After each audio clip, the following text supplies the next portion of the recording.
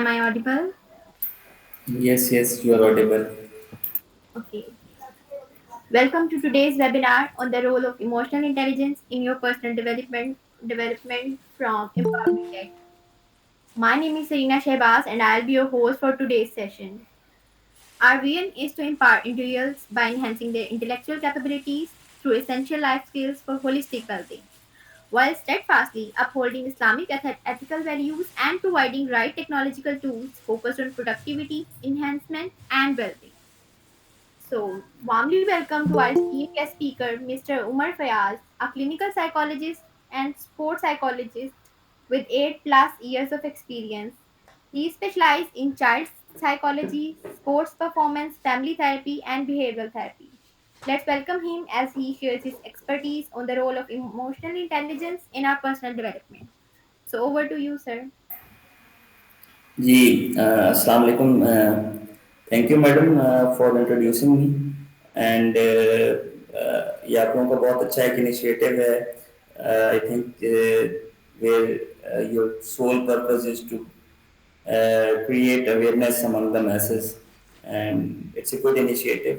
First of all, I must congratulate you on starting this initiative, and obviously about the topic that we are going to go through today, it is important in the sense that हम आज इसको समझेंगे personality को, emotions को और emotional intelligence को किस तरह से ये आपस में इंटरलिंक्ड है। एंड हमारे पास ऑडियंस अभी आई थिंक इतने ज़्यादा लोगों ने हमें ज्वाइन नहीं किया, तो आई होप थोड़े टाइम के बाद हमें people will start joining us जैसे जैसे लोगों को लिंक मिलता जाता है। तो it's a very important topic in the context कि किस तरह से हम अपने इमोशंस को कंट्रोल करते हुए अपनी पर्सनैलिटी को ग्रूम करें in the environment we are living इन।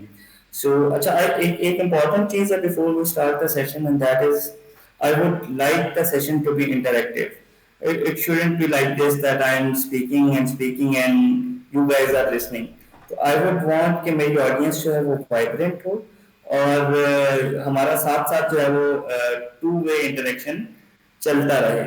तो can we start? Sure, sir. Okay, ठीक हो गया जी, जबरदस्त हो गया। सो आई होप आप लोगों में से कुछ लोग साइकोलॉजी से भी बिलोंग करते होंगे, एंड कुछ लोग जिन्होंने साइकोलॉजी नहीं पढ़ी होगी उन्हें भी थोड़ा बहुत पता होगा। तो let's first start with this basic question कि पर्सनैलिटी क्या होगी। Could anyone of you just give a fair bit of idea about what's the definition of personality will be? Anyone? जी जनाब, थोड़ा सा अपने दिमाग को खुजाइए।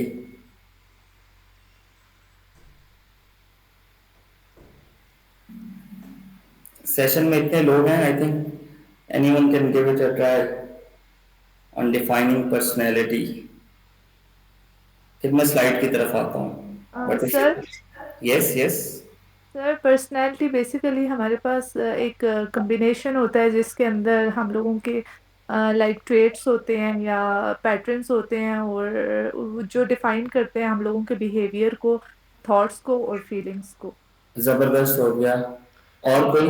अच्छा sir, the way I define personality, basically मैं हमेशा पर्सनैलिटी और करेक्टर के बारे में डिफ्रेंशिएट ऐसे करता हूँ कि करेक्टर आपका इनर जर्नी है, definitely I might be wrong, और जो पर्सनैलिटी है वो आपकी आउटर अपीयरेंस है। डेफिनेटली आउटर अपीयरेंस में आपकी सिर्फ ड्रेसिंग नहीं है बल्कि आपका बिहेवियर भी है।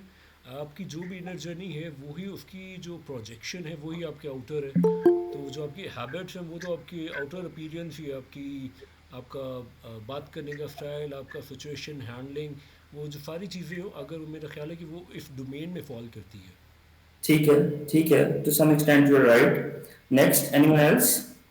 सर पर्सनैलिटी जो है वो हमारे जेनेटिक्स और लाइफ एक्सपीरियंसेस की वजह से भी होती है, और ओवर टाइम जो है ये चेंज होती रहती है। अच्छा, ये हमारी एक है, बिल्कुल ये एक पार्ट है पर्सनालिटी का। ये भी से दैट कि ये हमारे जेनेटिक्स की वजह से जो कैरेक्टरिस्टिक्स ट्रेट्स हमारे अंदर आते हैं वो भी हमारी पर्सनालिटी का पार्ट है। That's pretty much fine. अच्छा, अब जी साइकोलॉजिस्ट इसको किस तरह से डिफाइन करते हैं, इसको हम जरा बुकिश डेफिनेशन के हिसाब से देखते हैं, then will move on from there.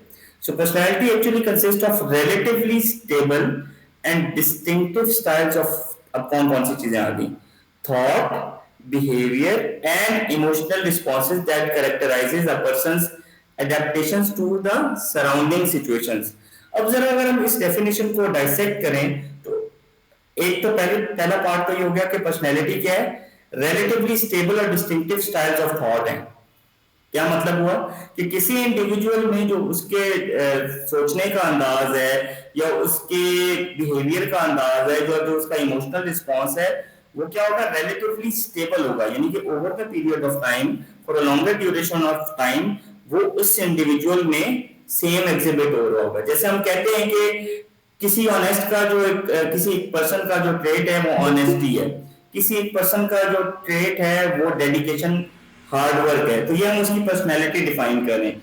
हम कहते हैं ना कि फलाना शख्स बहुत ईमानदार है, तो इसका मतलब ये हुआ कि वो शख्स मल्टीपल ओकेजन्स पे ईमानदारी का मुजाहरा कर चुका है, तो हम कह रहे हैं ना कि वो ईमानदार है।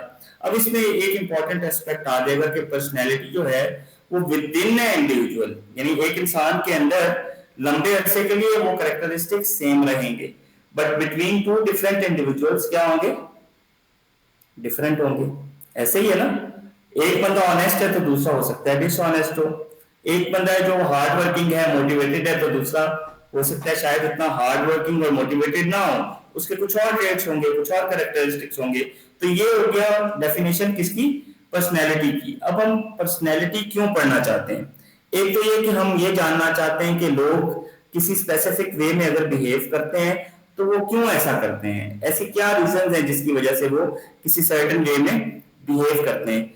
फिर हम देखना चाहते हैं कि दो इंसानों में जो पर्सनैलिटी डिफरेंस है वो क्या है।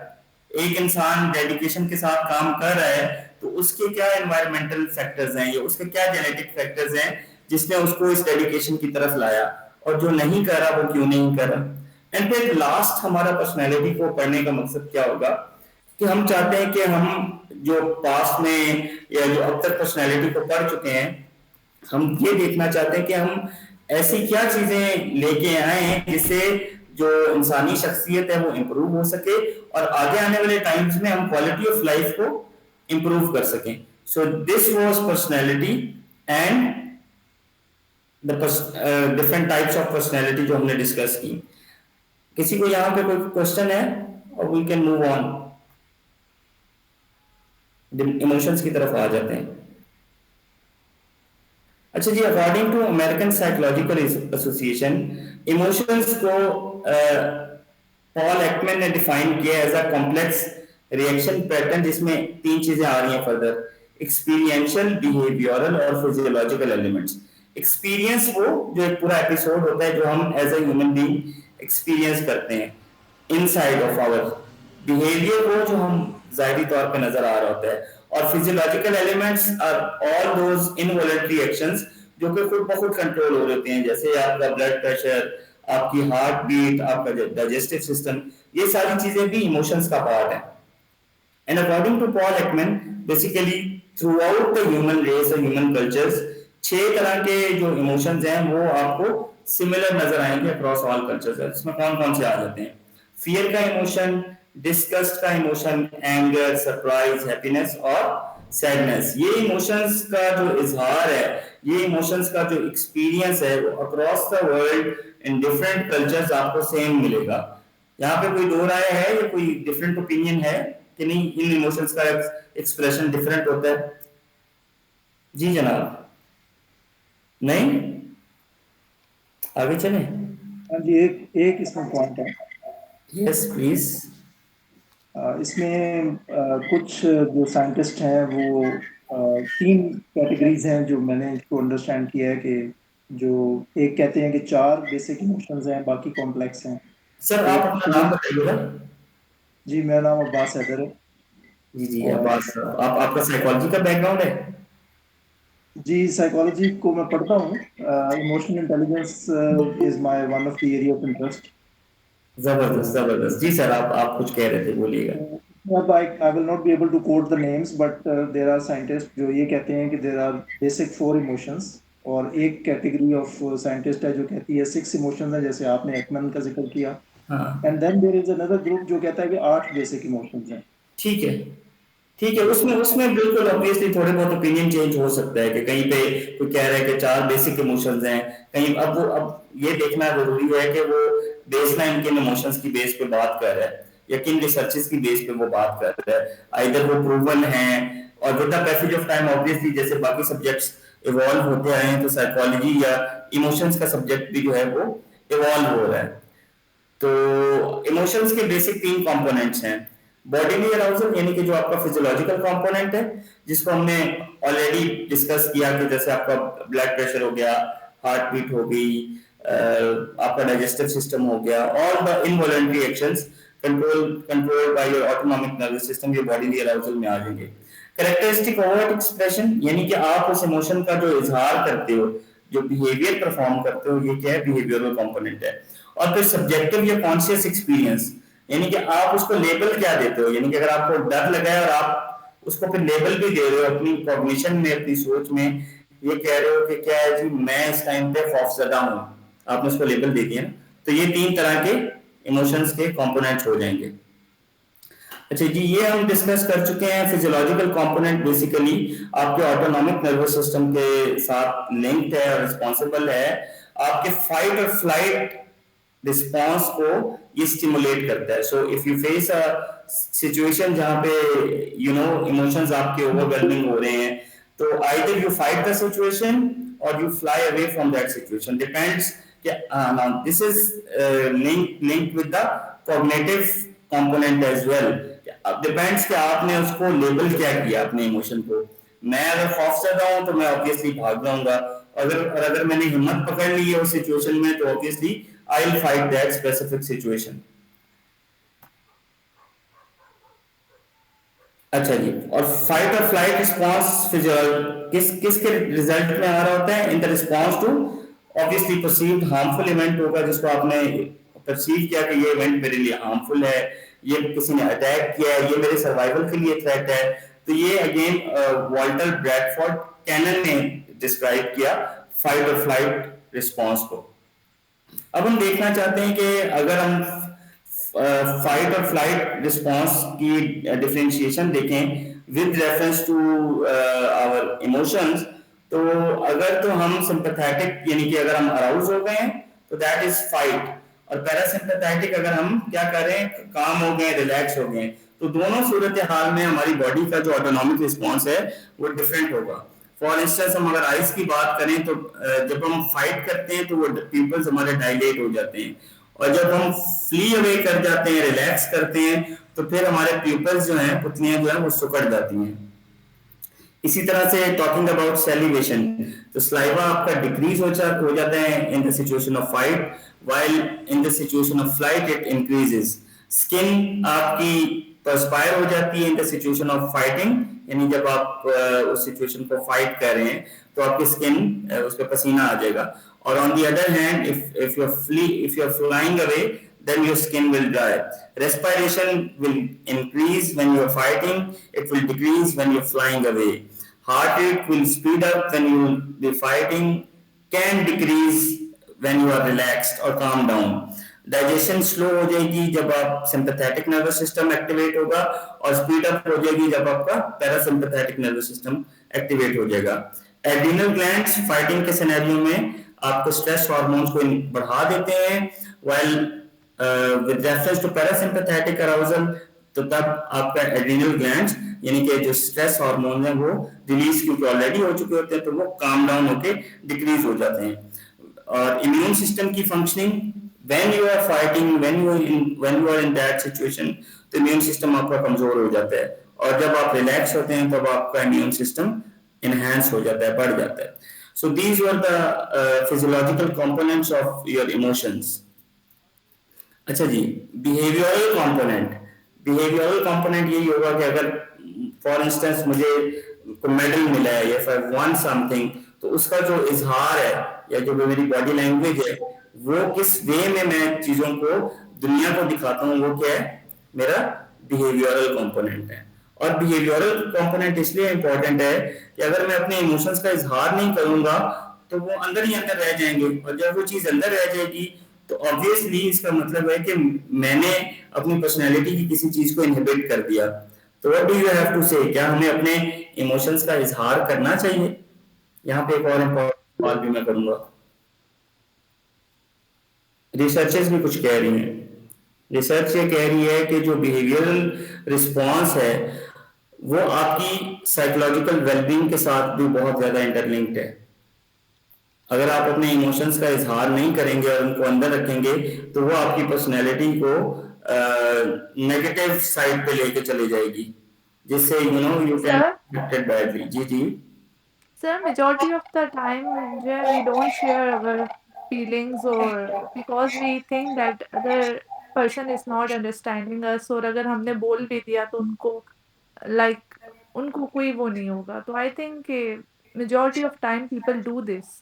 People don't exhibit their emotions in a positive exactly. assertive manner. एक स्टडी है जो जर्नल ऑफ एबनॉर्मल साइकोलॉजी में पब्लिश हुई है। It says that watching negative and positive emotional films और फिर in in as a result you suppress those behavioural responses, तो उससे इंसान के फिजिकल एस्पेक्ट्स इफेक्ट होते हैं नेगेटिव वे में। इसका मतलब आपने इमोशंस को दबाया, आपने अपने इमोशंस का इजहार नहीं किया। तो हम एक फिजिक्स में एक law of conservation of momentum पढ़ते हैं, which says that energy can never be created nor be destroyed but can be change from one form to another. सो जब हमने अपने इमोशंस को दबाया तो इसका मतलब है अब हमने उसको कोई ऐसा रास्ता देंगे जो बाद में किसी नेगेटिव फॉर्म में एक्सप्रेस होगा या मैनिफेस्ट होगा।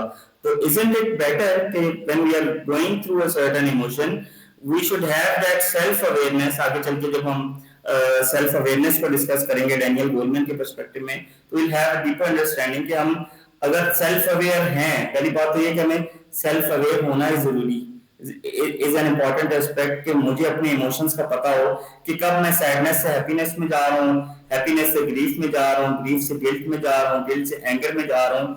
तो अगर मुझे ये अवेयरनेस है तो फिर मैंने किस तरह से अपने इमोशंस को in an assertive manner express out करना है। So this is important. Emotions का express out करना in a positive, assertive manner, that is important. देखें anger का जो emotion है that is natural. गुस्सा आना एक natural चीज है, कुदरती अमल है, हम सबको गुस्सा आता है। लेकिन मेरे गुस्से का इजहार दो तरह से हो सकता है। एक ये करता हूँ मैं कि चीजों को तोड़ फोड़ करता हूँ, किसी को गालम गलौज करता हूँ, किसी को कुछ ऐसे हार्श वर्ड्स कह देता हूँ जिससे उसके इमोशंस ट्रिगर हो जाते हैं and then the fight goes on. और दूसरा तरीका ये है कि मैं एसर्टिवली अपने एंगर को कम्युनिकेट कर देता हूँ। मैं कोई डायरी लेता हूँ, उसके ऊपर लिख लेता हूँ, मैं कोई एक्टिविटी करता हूँ जिसके थ्रू मेरा एंगर का जो इमोशन है वो क्या हो गया, चेंज हो गया, मॉडिफाई हो गया और एक्सप्रेस आउट भी हो गया। क्लियर हो गया जी यहाँ तक? Yes sir. अच्छा ओके। फातिमा जो सर हम जी प्लीज आप पूछ लो पहले क्वेश्चन। ओके। नहीं सर, आप पूछना पड़ा सर। अच्छा उमर साहब मुझे ये बताएं कि यहाँ पे जो हम टर्म यूज़ करते हैं कैथारसिस का, तो कैथारसिस पॉजिटिव और नेगेटिव, जैसे आपने एक एग्रेसिव बिहेवियर की बात बताई है, और डेफिनेटली अगर आपका मतलब एक पॉजिटिव बिहेवियर नेगेटिव बिहेवियर और आप अपने इमोशन को गुस्से को चैनलाइज कर रहे हो, तो ये क्या कैथारसिस की भी आगे टाइप्स हैं? नहीं देखें, कैथारसिस तो बेसिकली हम अब ये तो साइको एनालिसिस में आप चले गए ना। सिगमंड फ्रॉइड ने बोला कि जी कैथारसिस इंपॉर्टेंट है क्योंकि कुछ लोगों के जो ओवरवेलमिंग इमोशंस हैं वो उनके अंदर रह जाते हैं और वो उनके अंदर क्या क्रिएट करते हैं, पैथोलॉजी यानी कि नफ्सियाती या जहनी बीमारी क्रिएट करते हैं। तो कैथारसिस एक तरह से अगर हम इसको इमोशंस के पर्सपेक्टिव में देखें तो इट्स अ गुड थिंग कि आपने अपने इमोशंस का लेट आउट कर लिया, उनको you have given them a path कि वो उनका इजहार हो जाए, तो इट्स अ गुड थिंग। इसकी आगे types I don't think, catharsis को फ्रॉइड ने सिर्फ यही कहा कि ये जो आपके नेगेटिव इमोशंस हैं इनका expression is catharsis, that's it. Okay जी ऑल राइट। मैडम, आपका भी कोई सवाल था? सर मेरा ये है कि कुछ लोग होते हैं जो अपनी इमोशंस जो है वो रेगुलेट नहीं करते, वो नहीं बताते कि वो किस तरह का गुस्सा भी है या कुछ भी फील कर रहे हैं, वो नहीं बताते, एक्सप्रेसिव इस चीज के बारे में नहीं होते। वेराज कुछ लोग ऐसे होते हैं जो अपने इमोशंस बहुत बताते हैं कि यार how they are feeling and what's going on in their mind. तो सर जो नहीं निकालते वो किस तरह उनको डील करना चाहिए इस चीज से? अच्छा, अगेन सबसे पहला एस्पेक्ट तो ये कि इसका मतलब है कि they might not be self aware.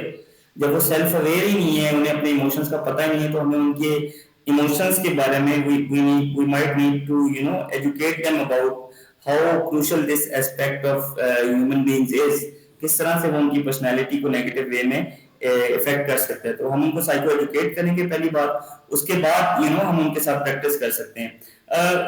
Emotions are different from IQ, क्योंकि आपका आईक्यू तो जेनेटिकली आपके अंदर पास ऑन होता है from your parents to you, but emotional intelligence या ईक्यू जो है, it can change, it can vary. For instance, I am not self-aware, and I start to study about emotions and all the aspects or all the domains of emotional intelligence, and then I start working on them. तो मेरी emotional intelligence आज जो score आएगा, उसके बाद अगर मैं 6 महीने बाद अपने वीक एरियाज पे या कमजोर एरियाज पे काम करके, तो मैं अपनी इमोशनल इंटेलिजेंस को एनहांस कर सकता हूँ। ओके, अब हम आ जाते हैं कॉग्निटिव कंपोनेंट के ऊपर कि मेरा सब्जेक्टिव एक्सपीरियंस क्या है। एक ही चीज को लेके दो डिफरेंट इंडिविजुअल्स का डिफरेंट कॉग्निटिव एक्सपीरियंस हो सकता है, सब्जेक्टिव एक्सपीरियंस हो सकता है। एक इंडिविजुअल को चांस मिलता है और वो उसको इंटरप्रेट करता है कि ये मुझे चांस इसलिए दिया जा रहा है, या ये मुझे असाइनमेंट इसलिए दिया जा रहा है कि अब ये मुझे मेरे लिए एक डिफिकल्ट चैलेंज खड़ा कर रहे हैं, और मैं यहाँ मुझे ये जो है इस जॉब से निकालना चाह रहे हैं, या मुझे मेरी टीम से निकालना चाह रहे हैं। ये उसकी इंटरप्रिटेशन है। जैसे इंटरप्रिटेशन होगी वैसा आगे बिहेवियर आएगा। एक इंडिविजुअल कहता है कि मुझे ये इंपॉर्टेंट असाइनमेंट इसलिए दिया गया है कि मैं अपने आप को प्रूव करूं और मैं अपनी वर्थ को प्रूव करूं in the firm, in the company, and from there I can take leaps and bounds. I can go forward and I can get promotion, and I can get reward as a result of this opportunity. So situation एक ही थी, presentation दो individuals को एक ही तरह की मिली, लेकिन एक individual उसको इंटरप्रेट करता है अपने माइंड में एज अ थ्रेट, लेकिन एक इंडिविजुअल उसको अपने माइंड में इंटरप्रेट करता है कि नहीं, this is an opportunity for me. So you see the difference and approach of the two different people. Clear हो गया जनाब यहाँ तक? अब हम आ जाते हैं इमोशनल इंटेलिजेंस की तरफ। I think we have gone through emotions very deeply. Emotions के चैप्टर तक, ये इमोशंस के पार्ट तक किसी को कोई क्वेश्चन है तो I am here to address that.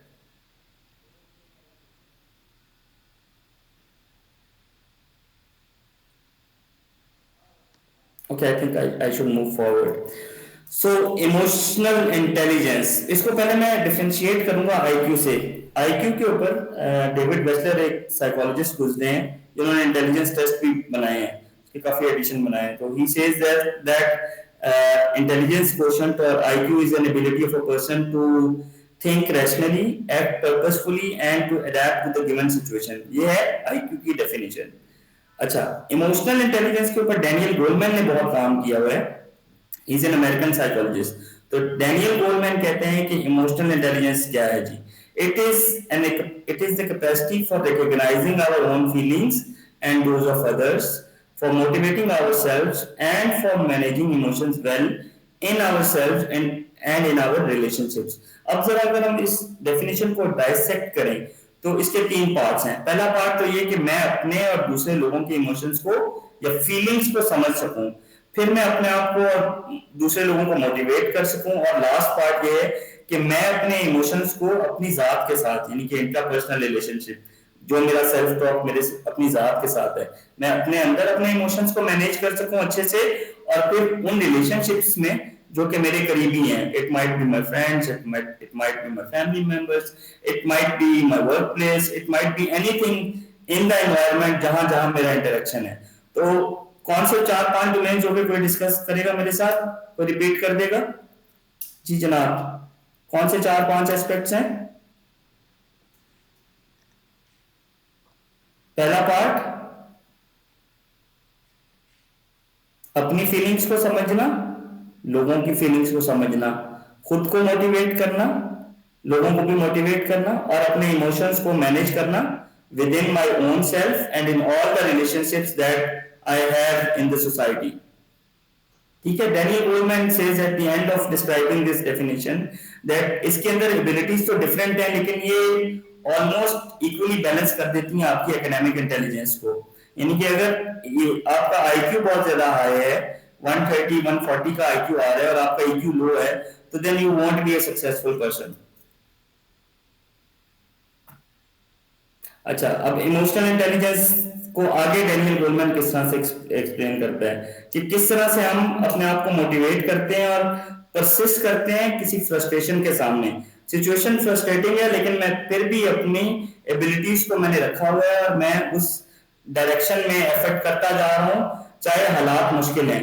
और फिर कब मैंने अपनी इम्पल्स को कंट्रोल करना है और कब मैंने अपनी ग्रेटिफिकेशन को डिले करना है, कब मैंने छोटे गोल के लिए बड़े गोल के लिए छोटे गोल को लेट गो करना है, और फिर एम्पैथाइज करना और टू होप, ये सारे एस्पेक्ट्स किस में आ जाते हैं? इमोशनल इंटेलिजेंस में आ जाते हैं। और इमोशनल इंटेलिजेंस की हिस्ट्री 100 साल पुरानी तो नहीं है जितनी आईक्यू की है, तो इमोशनल इंटेलिजेंस वेरिएबल भी है। और फिर डैनियल गोलमैन अपनी स्टडी में ये बताते हैं कि 95 स्टूडेंट्स जो कि हार्वर्ड स्कूल के स्टूडेंट थे, उनको जब in the later stages of their life approach किया गया, तो पता चला कि जिन लोगों का आईक्यू बहुत हाई था या जो क्लास के टॉपर्स थे, वो with reference to salary, work productivity, life satisfaction, romantic relationships, उन सब में लो लो थे एज कंपेयर टू वो इंडिविजुअल्स जो कि मीडियोकर स्टूडेंट्स थे, जो कि ऐसे स्टूडेंट्स थे जो कि पढ़ाई में तो एवरेज मार्क्स ले रहे थे, बट वो अपने रिलेशनशिप्स पे भी काम करते थे, अपने बाकी डोमेन्स को भी देखते थे। तो यहाँ पे एक इम्पोर्टेंट क्वेश्चन है कि आप लोगों की ऑब्जर्वेशन में क्या ऐसे है कि जो क्लास के टॉपर्स होते हैं, वो सिर्फ अगर अगर तो सिर्फ थीटा टाइप के स्टूडेंट्स हैं, तो क्या वो उतने ही सक्सेसफुल होंगे इन द लेटर करियर्स? यहाँ पे आप लोगों का एक्सपीरियंस क्या कहता है? अच्छा, फिर जो रिसर्च है या जो मेरा अपना पर्सनल एक्सपीरियंस है, तो उसमें ये चीज़ वेरी करती है। ये मेरे देखने में आया कि जो फ्रंट बेंचर्स हैं, they might lack this thing कि वो आफ्टर देयर ग्रेजुएशन या आफ्टर यूनिवर्सिटी या एजुकेशन के अलावा अपनी पर्सनल लाइफ में अच्छा परफॉर्म कर सकें। बट रादर उनके अपोजिट जो बैक बेंचर्स हैं, ऑब्वियसली मैं ये जो चीज़ है ये एक्सेप्शनल केसेस हर जगह, लेकिन जो बैक बेंचर्स हैं, बैक बेंचर से मतलब ज़्यादा जो ज़्यादा एक्टिव हैं वो, यस आपके और डेफिनेटली, मेरे जैसे। हाँ हाँ बिल्कुल, बिल्कुल ऐसे ही है सर। वो जो ज़्यादा है एक्टिव इस चीज़ में, और वो लाइफ की तमाम डोमेन्स में ज़रा ज़्यादा एक्सेल कर रही हैं as compare to the front benchers. क्या हम इसको इस तरह से भी इंटरप्रेट कर सकते हैं कि जो पढ़ाई वाले लोग होते हैं या जो सिर्फ एकेडमिक इंटेलिजेंस पे फोकस करते हैं, वो वन डायमेंशनल होते हैं, इस वजह से उनके बाकी एरियाज पीछे रह जाते हैं? डेफिनेटली वो ये जो उनकी पर्सनैलिटी इतनी डायनामिक नहीं होती कि वो मल्टीपल चीज़ों को कॉप अप कर सकें। मल्टीपल चीजों को कोप अप कर सकें। अच्छा जी, बड़ा इंपॉर्टेंट पॉइंट शरोज साहब ने रेज किया कि क्योंकि शायद उनका उतना एक्सपोजर नहीं होता और फिर उन्होंने अपनी लाइफ को पॉलिश भी एक सिंगल डायमेंशन में किया होता है, और वो होता है to exceed in the academia. तो ऑब्वियसली एकेडेमिया के अलावा भी लाइफ में प्रॉब्लम्स हैं या इश्यूज हैं जिनको डील करना is very important. So approach matters a lot. अच्छा जी, अब हम देखते हैं कि डैनियल गोलमैन ने 5 कौन कौन से डोमेन्स बताए थे इमोशनल इंटेलिजेंस के। तो self awareness, self regulation, motivation, empathy and social skills. इन पांचों को हम एक फॉर्मूला में कन्वर्ट कर देंगे तो ये हो जाएगा SQEM। एस क्यूब से all the 3 S, self awareness, self regulation and social skills, and E for empathy and M for motivation, or ME, motivation and empathy. Whatever way it is convenient for you to organize it in your head, you can organize this formula. In the future you can use it. Clear हो गया जी? 5 तरह के सब domains हैं। अब हम इन पांचों domains को वन बाय वन देखते हैं। अब सेल्फ अवेयर कौन बंदा है जी? सेल्फ अवेयर वो बंदा है जो मोमेंट टू मोमेंट अपने इमोशंस को क्या कर रहा है? मॉनिटर कर रहा है। He or she knows when their emotions are changing. Yeah, what are their strengths emotionally and what are their weaknesses with reference to their emotions. So यहाँ पे आप लोगों से again एक question है, if you are to tell about your strengths, 2 or 3 strengths with reference to your emotions and 2 or 3 weaknesses with reference to your emotions, थोड़ा सा brainstorming करके बताइएगा, फिर हम वापस आते हैं 2 मिनट के बाद।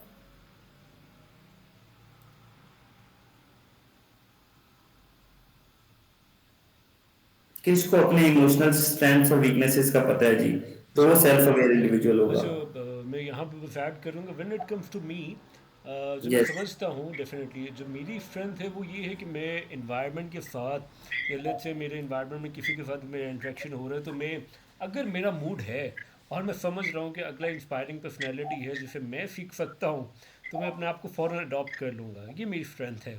और वीकनेस भी यही है कि अगर मुझे लग गया पता कि ये मेरे काम का बंदा नहीं है तो वो मुझसे जो है ना वो एक फेक भी मतलब वो एक फेक डिस्कशन या हम्म। आइस ब्रेक नहीं की जाएगी, मतलब मैं जितना मर्जी कोशिश कर लूँ तो वहाँ पे जो है वो ना बैरियर, ठीक है, वो मेरे पे फ़ौरन जो है वो हावी हो जाता है कि मुझसे एक्टिंग नहीं होती।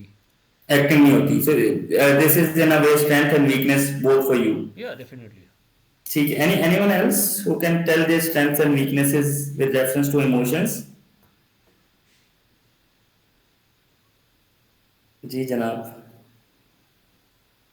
So self-aware are the people who are pilot of their lives. उन्हें पता है कि मैंने अपनी जिंदगी को किस डायरेक्शन में लेके जाना है, उन्हें पता है कि जी मैंने शादी कहाँ पे करनी है, उन्हें पता है कि उन्होंने प्रोफेशन क्या चूज करना है, उन्हें ये पता है कि उन्होंने किस करियर को एज अ पाथ यूज करना है, उन्हें ये पता है कि उन्होंने किन लोगों के साथ उठना बैठना है। तो all these things come under the domain of self awareness. और जो इंडिविजुअल सेल्फ अवेयर होगा वो अपनी स्ट्रेंथ को मजीद पॉलिश करेगा और अपनी वीकनेसेस के ऊपर काम करके उनको भी कोशिश करेगा कि वो कन्वर्ट हो जाए into the strengths. So self awareness is clear. अच्छा जी, अब हम आ जाते हैं सेल्फ रेगुलेशन की तरफ। सो सेल्फ रेगुलेशन पीछे हमने बात की, delaying the gratification, impulse control. So अपने इमोशंस को वक्ती तौर पे कंट्रोल करना, सेल्फ कंट्रोल दिखाना और फ्लो स्टेट में लेके आना अपने आप को, ये क्या आ जाता है, ये सेल्फ रेगुलेशन में आ जाता है। इसका मतलब ये हुआ कि कभी कभी ऐसे होगा जिंदगी में जहां पे मुझे एक बड़े मकसद के लिए अपने छोटे मकसद को कुर्बान करना पड़ेगा, जहां पे मुझे कोई ऐसा मेरे साथ जिंदगी का मामला होगा जहां पे मुझे डिसअपॉइंटमेंट होगी लेकिन मैंने अपने इमोशंस को रेगुलेट करना है। फॉर एग्जांपल मैं सुबह निकलता हूँ क्लास के लिए एंड मेरी मेरी गाड़ी का टायर पंक्चर हो जाता है। अब मेरे पास, अब पीछे जरा हम इसको कॉग्निटिव अप्रेजल के साथ या कॉग्निटिव इवैल्यूएशन के साथ रिलेट करते हैं। एक मेरे पास ऑप्शन ये है कि मैं ये सोचना शुरू कर दूं कि यार आज का तो मेरा दिन ही खराब हो गया, and from then self fulfilling prophecy के तहत मेरे दिन की चीजें खराब होती थी, तो इसका मतलब है मैंने अपने आप को रेगुलेट नहीं किया। अच्छा, उससे इससे भी थोड़ा सा पीछे चले जाएं तो रात को मैंने चेक नहीं किया था कि मेरी गाड़ी के टायर की क्या हालत है, तो मैंने अपने आप को रेगुलेट नहीं किया। अच्छा, लेकिन कॉग्निटिव इंटरप्रिटेशन के पॉइंट के ऊपर वापस आए तो दूसरा ऑप्शन मेरे पास ये है कि I fix my tyre and I get along with my day. तो मैंने अपने आप को क्या कर लिया, रेगुलेट कर लिया। अच्छा, कुछ लोगों की लाइफ में जैसे some people go through breakups, कुछ लोगों की लाइफ में करीबी लोगों की डेथ हो जाती है, तो उसके बाद वापस लाइफ की तरफ आना is a form of self regulation. जितना जल्दी हम अपने इमोशंस को रेगुलेट कर लेंगे कॉग्निटिव लेवल पे, उतना ही हम बिहेवियरल लेवल पे सेल्फ रेगुलेट होंगे और फिर वो हमारी सक्सेस में एक कलीदी किरदार अदा करेगा। सेल्फ रेगुलेशन क्लियर हो गया? यहाँ पे किसी का कोई सवाल है या कोई चीज है विच यू कैन ऐड और which you want to add, you can add please. अच्छा उमर सर, मेरा यहाँ पे सेल्फ रेगुलेशन के हवाले से बेसिकली क्वेश्चन तो नहीं है लेकिन क्वेश्चन है भी। मैं ये ऐड करना चाह रहा हूँ बेसिकली, बल्कि आपसे पूछना चाह रहा हूँ कि ये जो अब हम में जो हमारी जो यंग जनरेशन है या यूथ है, ये जो जेनजी है, ये जो आजकल हमें ज़्यादा जो इंस्टेंट ग्रेटिफिकेशन का जो प्रॉब्लम आ रहा है, या जिस तरह से बिल्कुल। मार्श मेलो टेस्ट भी है बड़ा मशहूर, ठीक है, हाँ हाँ कि हाँ। वो उस चीज़ को आप इससे सेल्फ रेगुलेशन से किस तरह जो है वो आप रिलेट करते हैं या डिफरेंशिएट करते हैं, क्योंकि जैसे शरों साहब, बड़ा अहम सवाल पूछ रहे हैं कि आज पूछ रहे हैं आप, और आपने हाईलाइट किया है, वेरी गुड कि आपने ये सवाल आप लेके आए हैं कि आजकल की जनरेशन तो कहती है कि मैंने तो मतलब रेगुलेट करना भी है तो वो मेरे हिसाब से हो चीजों को, यानी कि इफ आई वांट समथिंग तो I want it then and there, मतलब डिलेज नहीं आने चाहिए। तो इस तरह से ये जो जनरेशन जा रही है एक ऐसे रास्ते पे जा रही है, जहां से उनकी सेल्फ रेगुलेशन खराब हो सकती है, क्योंकि जिंदगी में बहुत सारी ऐसी जगह आती हैं जहां पे हमें अपनी इम्पल्स को कंट्रोल करना पड़ता है, हमें अपने इमोशंस को कंट्रोल के साथ लेके चलना पड़ता है। तो अगर हमें वो डीलिंग नहीं आती तो इसका मतलब है कि मैं इसका मतलब ये हुआ कि मैं अपने सोशल स्किल्स में भी नाकाम हो जाऊंगा, और मैं एज अ पर्सन भी, या मेरी पर्सनैलिटी में भी जो फ्लेक्सिबिलिटी है वो नहीं आएगी। तो this is the dilemma of current generation, सही। जिसको आपने हाईलाइट किया है। फिर यहाँ पे जो नॉर्मली जो बाउंड्री है ना, जो मैं नहीं ड्रॉ कर पाता, वो बेसिकली ये दो चीज़ें आ जाती हैं कि definitely you want something, right? अगर आपको कुछ यस। चाहिए या आपको किसी चीज़ की डिज़ायर है तो आप उसके लिए काम करते हो, ठीक है? अब वो जो काम की स्पीड है वो बड़ा जो है यहाँ पे मतलब वो बड़ा यहाँ पे जो है उस पर बड़ा इम्पोर्टेंस है कि एक काम आप तो या आप उसको जितना लटका सकते हो उतना लटका लो, या आप हाँ। उसको स्पीड अप में करो। अब डेफिनेटली जब आप उसको स्पीड अप या जो है डेफिनेटली जब आप अपने आप प्रोडक्टिव बन रहे हो, अगेन प्रोडक्टिव एक डायमेंशन में हो और बाकी डायमेंशन उस प्रोडक्टिविटी की वजह से जो सफ़र कर रही हैं, तो उसमें जो हाँ। सेल्फ रेगुलेशन वाला चक्कर है या इंस्टेंट ग्रेटिफिकेशन वाला है, डेफिनेटली मुझे कुछ चाहिए चीज़ जल्दी से जल्दी चाहिए, हाँ, तो instant उस चीज़ का gratification is harmful. That is harmful. Okay. So अभी मैंने आप लोगों के लिए एक मॉडल भी ढूंढा था, डायलैक्टिक बिहेवियर थेरेपी का, इमोशनल रेगुलेशन स्किल्स का मॉडल है। इसको हम जरा डिटेल में देख लेते हैं। पहले तो ये वो मॉडल है जिसमें हमने अपने इमोशंस को अंडरस्टैंड करना है। जरा इस मॉडल को हम अंडरस्टैंड करते हैं। इसमें हमने अपने ट्रिगर्स को अंडरस्टैंड करना है और अपने थॉट्स को अंडरस्टैंड करना है। अच्छा, पहले तो हमने देखना है कि while checking on to the facts, कि मैं फैक्ट्स को देखूं कि अच्छा जी कौन कौन सी चीजें हैं जो कि इंपॉर्टेंट है। पहला सवाल मेरा मेरे से ये होना चाहिए कि ऐसे कौन से इवेंट्स है जिन्होंने मेरे सर्टेन इमोशन को, फॉर इंस्टेंस हम मिसाल के तौर पे एंगर ले लेते हैं कि मेरे एंगर को किसी चीज ने ट्रिगर किया, वो क्या चीज थी। ठीक है जी। फिर है कि व्हाट इंटरप्रिटेशन और assumptions am I making about the event, मैंने उस इवेंट में से क्या अज्यूम किया, क्या इंटरप्रेट किया, जो उस इवेंट जिसने मेरे एंगर के इमोशन को ट्रिगर किया। फिर नंबर 3 पॉइंट क्या होगा, does my emotion and it's intensity match the facts of the situation, क्या जो मैं गुस्सा दिखा रहा हूं या जो मेरे एंगर का लेवल है, क्या वो वाकई उस सिचुएशन की इंटेंसिटी को भी मैच कर रहा है या मेरा गुस्सा फालतू का है। तो ये सवाल अगर मैं अपने आप से पूछूंगा तो I will be able to regulate my emotions before acting in a negative manner, before acting out in a negative manner. अब प्रॉब्लम सॉल्विंग में कौन कौन से एस्पेक्ट्स आ सकते हैं। एक तो आप डीप ब्रीदिंग कर सकते हैं, स्लो डीप ब्रेथ्स ले सकते हैं, ठीक है।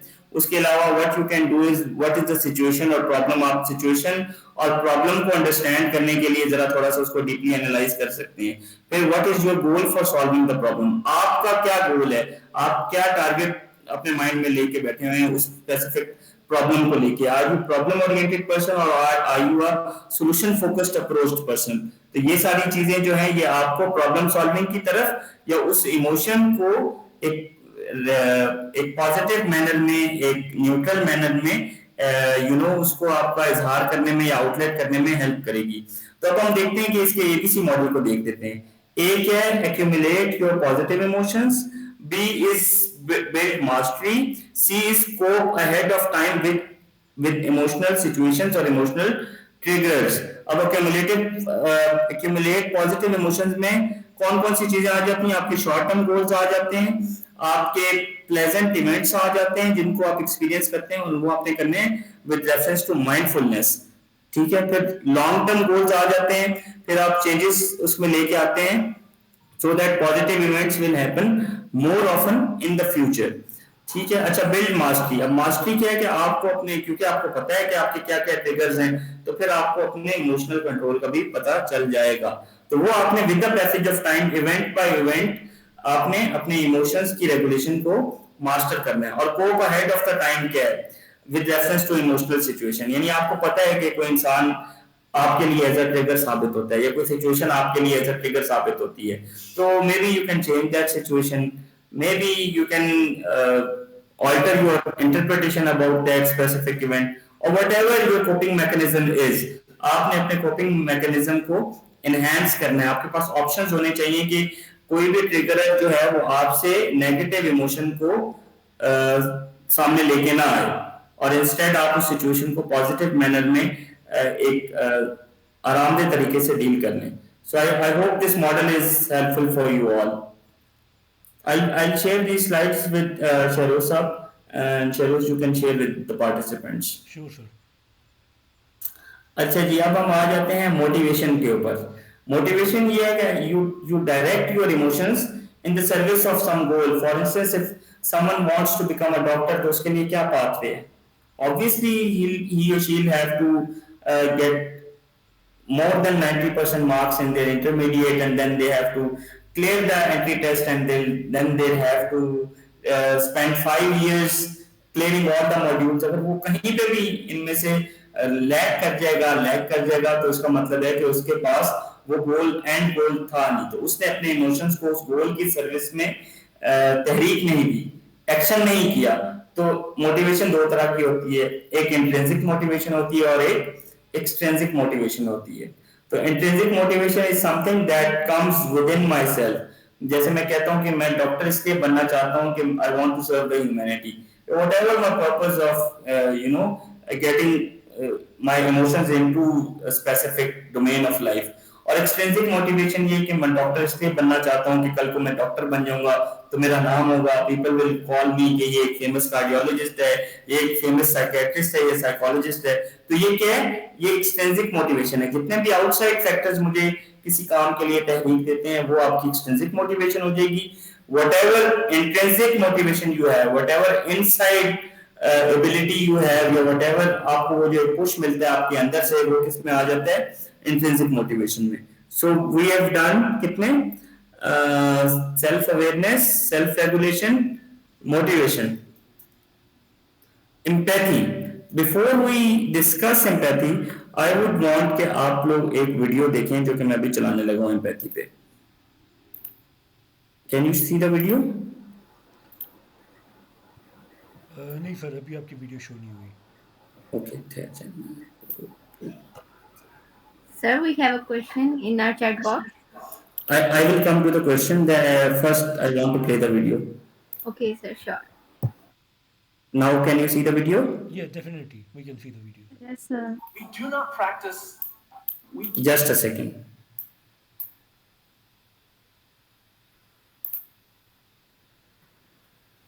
Do not practice empathy. What does empathy look like? Here's the lack of empathy. This is normal in our business world. You walk into someone's office, someone walks into our office and says, your numbers have been down for the third quarter in a row. You have to pick up your numbers, otherwise I can't guarantee what the future will look like. How inspired do you think that person is to come to work the next day? Here's what empathy looks like. You walk into someone's office, someone walks into your office and says, your numbers are down for the third quarter in a row. Are you okay? I'm worried about you. What's going on? We all have performance issues. Maybe someone's kid is sick. Maybe they're having problems in their marriage. Maybe one of their parents is dying. We don't know what's going on in their lives. And of course it will affect performance at work. Empathy is being concerned about the human being, not just their output. जी जनाब, empathy आप लोगों ने सुना, आपको समझ में आ गया होगा एम्पैथी क्या है? अच्छा सर, मैं यहाँ पे जो है ना एम्पैथी को और लेके सिंपैथी को लेके कंफ्यूज हो रहा हूँ।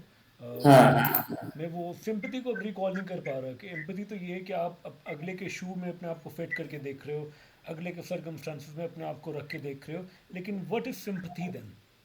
ठीक है, मैं समझाता हूँ। सिंपैथी की तरफ भी आते हैं और एम्पैथी को भी हम डिस्कस करते हैं। देखिए, एम्पैथी ऐसे है कि आप किसी की जगह पे अपने आप को रख के सोचते हैं कि यार इस इंसान के ऊपर क्या गुजरी है। अच्छा, जैसे I am a clinical psychologist, तो मेरे पास एक पेशेंट आता है विद डिप्रेसिव सिम्टम्स, तो मैं एक्चुअली ये फील करने की कोशिश करूं कि अच्छा जी, वो क्लाइंट ये कह रहा है कि मेरे घर वालों ने मेरे साथ ज्यादती की है, मेरे दोस्तों ने मेरे साथ ज्यादती की है, दुनिया बुरी है, मैं कहता हूं कि हर चीज मेरे साथ गलत हुई है। तो मैं एज अ साइकोलॉजिस्ट ये समझूं कि अगर ये मेरे साथ सारा कुछ हो रहा होता तो मैं कैसा महसूस करता। या इसकी एक और मिसाल ऐसे होगी कि आप और आपका दोस्त सहरा में चल रहे हैं और आप दोनों के पास मुकम्मल पेयर नहीं है शूज का, तो एक जूता आप पहना हुआ है और एक जूता जो है वो आपके दोस्त ने पहना हुआ है। तो वो जो गर्मी की हिद्दत है जो आप दोनों महसूस कर रहे हैं वो क्या है? एम्पैथी है। अच्छा, शहरोज साहब ने यहाँ पे सवाल किया कि ये कैसे डिफरेंशिएट होता है with reference to sympathy. Sympathy basically would be a pitiful image, या किसी को बेचारगी का एहसास दिलाना कि तुम्हारे साथ गलत हुआ है, या सिर्फ बस उसको पिटीफुल सेंस में उस चीज को इंटरनलाइज कर लेना अपने सिस्टम में कि अच्छा यार इसके साथ ज्यादती हुई है, इसके साथ गलत हुआ है। लेकिन ये इंटरप्रिटेशन के जो ज्यादती और गलत इसके साथ हुआ है वो मेरे साथ होता तो मैं कैसा महसूस करता, ये एम्पैथी है। I think this Okay. Clarifies the Yes, answer. definitely. I got it now. Thank you. Okay so हम जनाब हमने एम्पैथी को कवर कर लिया कि जो लोग एम्पैथेटिक होते हैं towards others needs and others emotions, वो उनके अंदर ग्रेटर इमोशनल स्टेबिलिटी होती है, उनके अंदर ग्रेटर इंटरपर्सनल सेंसिटिविटी होती है और फिर ग्रेटर एफिलिएशन होती है।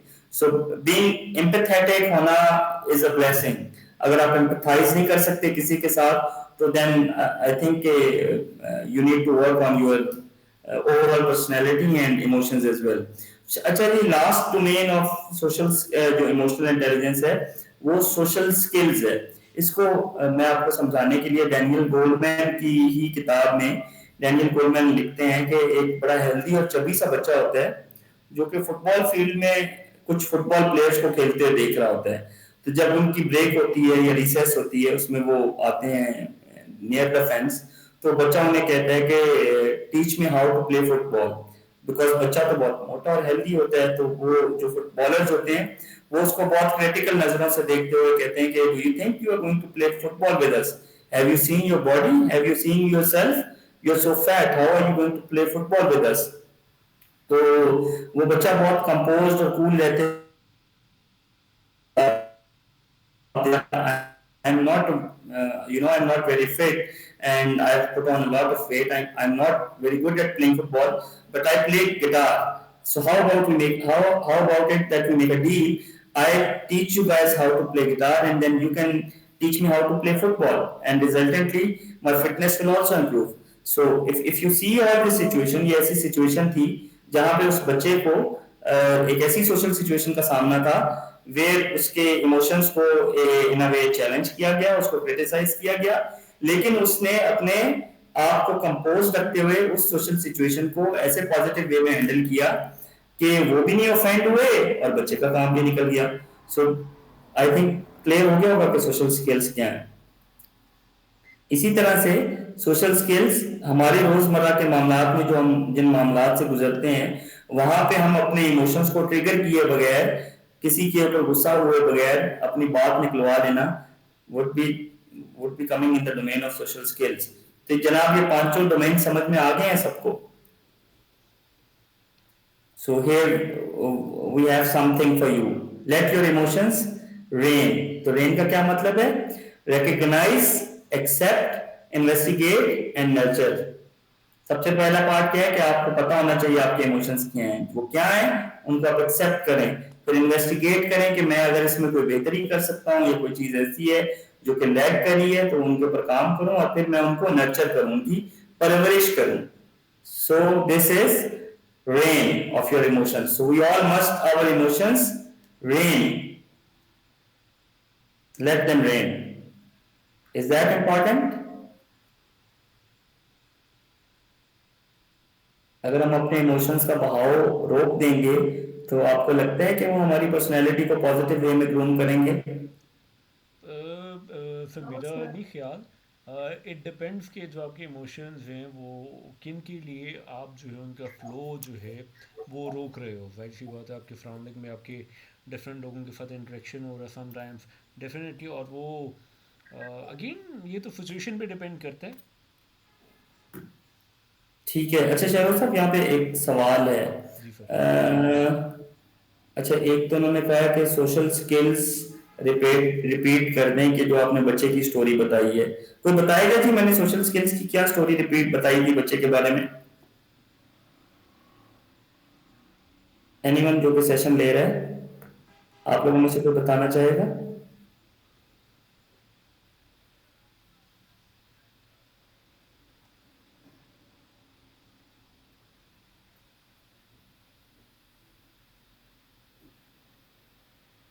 जी निमिषा कह रही है behavioural response of someone towards an act. जी जनाब मेरा सवाल था आप लोगों से, कोई बता पाएगा आयशा को कि हम क्या डिस्कस कर रहे थे सोशल स्किल्स के कॉन्टेक्स्ट में? मैं ही बता देता हूँ दोबारा। आई थिंक ऑडियंस जो है ना वो ऑडियंस की एनर्जी वीक लग रही है मुझे। लो एनर्जी लग रही है। I wanted a vibrant audience. जी जी, मल्लिका शहजादी, जी जी, आप कुछ कहना चाह रही हैं? जी मल्लिका, प्लीज बोलिएगा। मल्लिका, you have raised your hand, you can speak. Hello, am I audible? Yes definitely sir, आप ऑडिबल हैं। आई वुड रिक्वेस्ट मलिका है, अगर आपको बेटा जी जी, कुछ मल्लिका is now speaking. जी Mallika, please speak.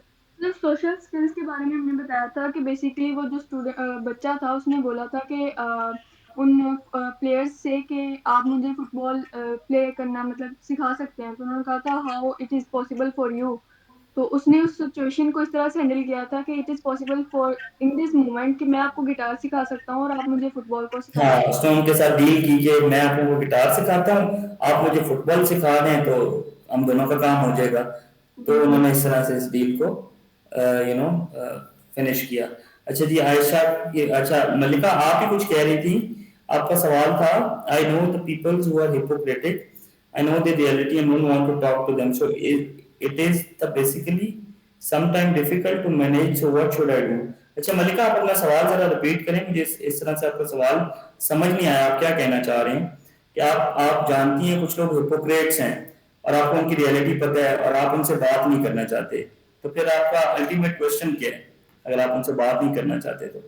Yes sir, basically कि हम जिन पीपल्स के दरमियान, लोगों के दरमियान हमें जिनके साथ कांटेक्ट में रहना पड़ता है, बेसिकली आप उनके बारे में जानते हो कि आप वो कैसे हैं, उनकी रियलिटी भी आपको पता है। अब हम्म। और आपको ये भी पता है कि वो आप दूसरे लोगों से आपके बारे में क्या बात कर रहे हैं और इन फ्रंट ऑफ यू वो किस तरह बात करते हैं, ठीक और है, आप नहीं चाहते कि आप ठीक है। आप उनसे बात करो, लेकिन फिर आपको बेसिकली कांटेक्ट तो करना ही पड़ता है और आपको बात भी करनी पड़ती है। तो आपका होता है कि आप वो इमोशंस जो आपके माइंड में उस टाइम पे आ रहे होते हैं कि यार ये बंदा इस तरह का है, मुझे फिर भी इससे बात करनी पड़ रही है, तो उस सिचुएशन में आप किस तरह खुद को हैंडल कर सकते हो?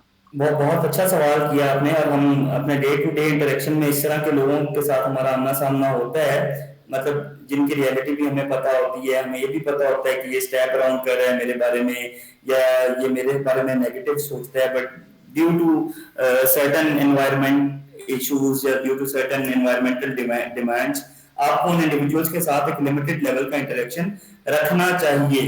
आई फील कि आपको इंटरेक्शन रखना चाहिए, बिकॉज अगर वो अपने अब इसी को तो सोशल स्किल्स कहेंगे ना, कि वो अपने सोशल स्किल्स को मैनेज करते हुए दो वो आपके बारे में नेगेटिव सोचते हैं, वो आपके साथ पॉजिटिव वे में इंटरेक्ट तो कर रहे हैं, however, तो आप भी उसी तरीके से उनके साथ डील करें।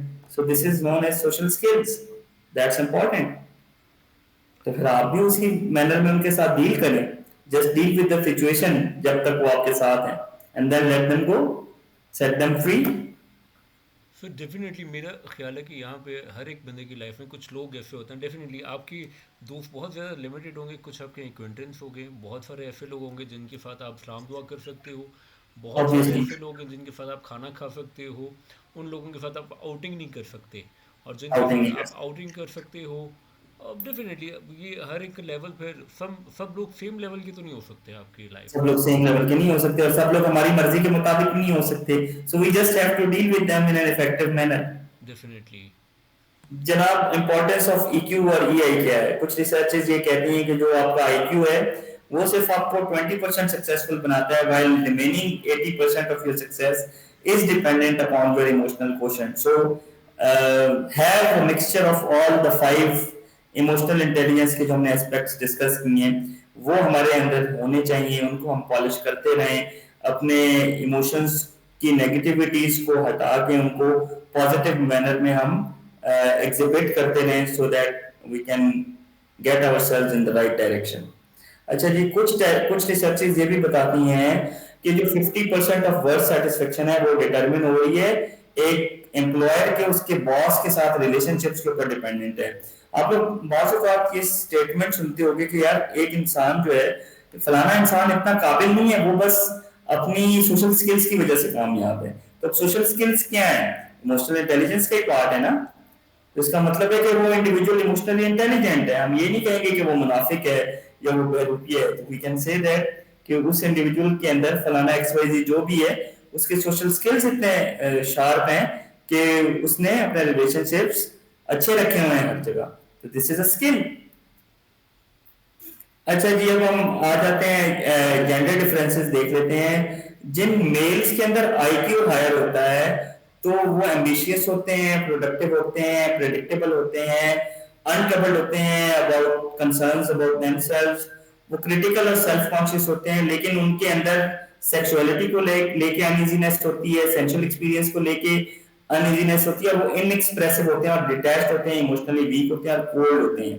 जिन लोगों का आईक्यू 120, 115, 120 की डोमेन से ऊपर आता है, ये उनके अंदर अगर पॉजिटिव ट्रेड्स हैं तो उनके अंदर जो नेगेटिव ट्रेड्स हैं वो उनको खराबी की तरफ ले जाते हैं इंस्टेड ऑफ उनको सक्सेसफुल बनाए।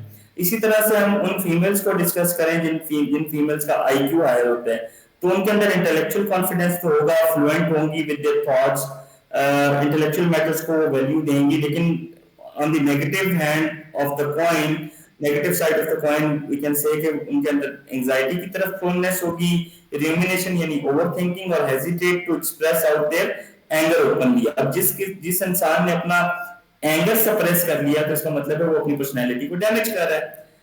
ऑन दी अदर हैंड, अब हम देखते हैं कि मेल और फीमेल जिनका ईक्यू हायर है, तो हम देखते हैं जिन मेल्स का ईक्यू हायर है वो सोशली पॉइज्ड होते हैं, एक्सट्रोवर्ट पर्सनैलिटी होती है, चीयरफुल होते हैं, फियरफुलनेस उनमें नहीं होती है, वरीड रूमिनेशन नहीं होती है, परेशानियों के बारे में ज्यादा ओवरथिंक नहीं करते, उनके अंदर कमिटमेंट की कैपेसिटी होती है कि वो लोगों के साथ अपनी कमिटमेंट को फुलफिल करें, रिस्पॉन्सिबिलिटी को निभाएं, अपना एथिकल आउटलुक को मेंटेन करें, और फिर they are considerate in their relationships और केयरिंग होते हैं विद देयर सिग्निफिकेंट अदर्स।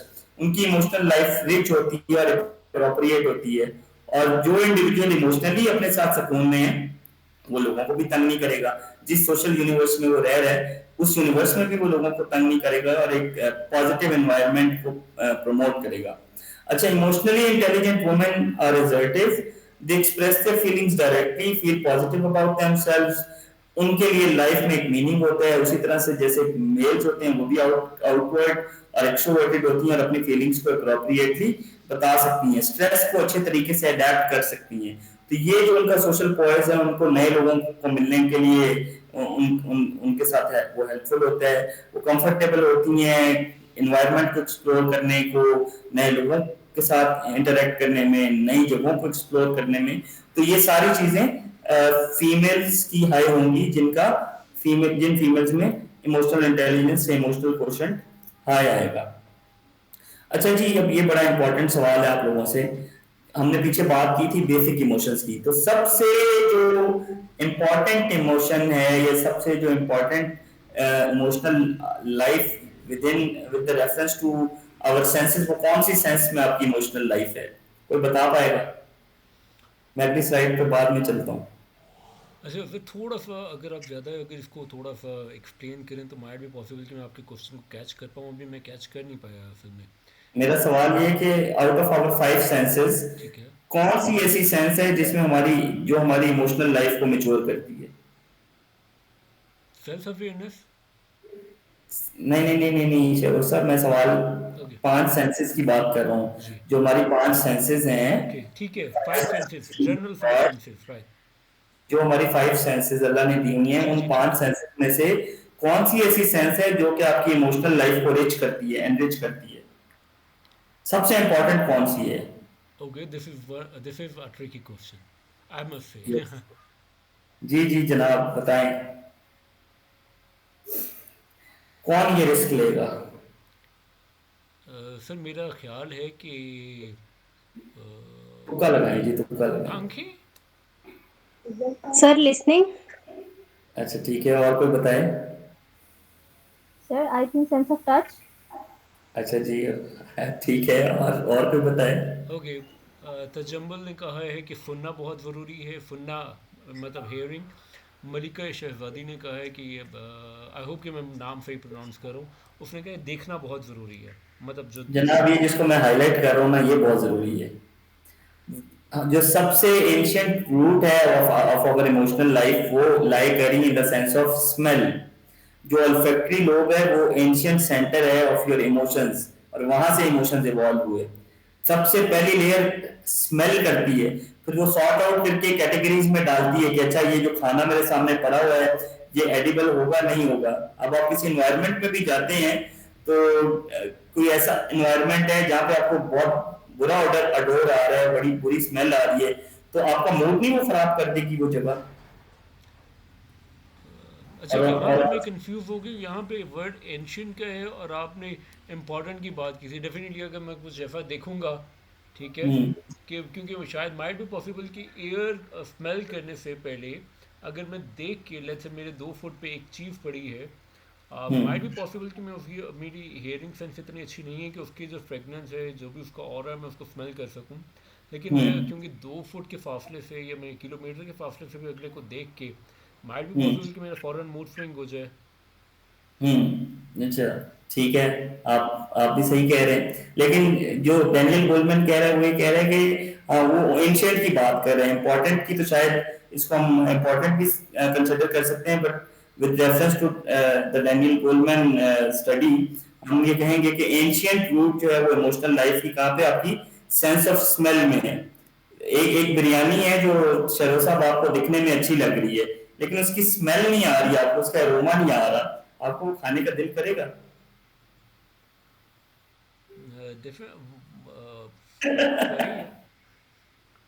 ठीक है, तो आई थिंक हम सबका सब्जेक्टिव ओपिनियन हो सकता है, डेफिनेटली। बट डैनियल गोलमैन कहते हैं नहीं, कि एंशियंट भी यही और इम्पोर्टेंट भी सेंस ऑफ स्मेल है। वो सबसे पहले आपकी स्मेल ट्रिगर होती है, उसके बाद आप उसको कैटेगराइज करते हैं और फिर आप एक्शन लेते हैं। तो फिर ये हम मतलब डेफिनेटली वैसे तो आपके जितने भी 500 सेंसेस हैं, ये आपस में इनकी हाँ, पांचों सेंसेस का रोल इंटरलिंक्ड है, होता है, राइट? ऑब्वियसली। ऑब्वियसली पांचों सेंसेस का रोल होता है। Okay.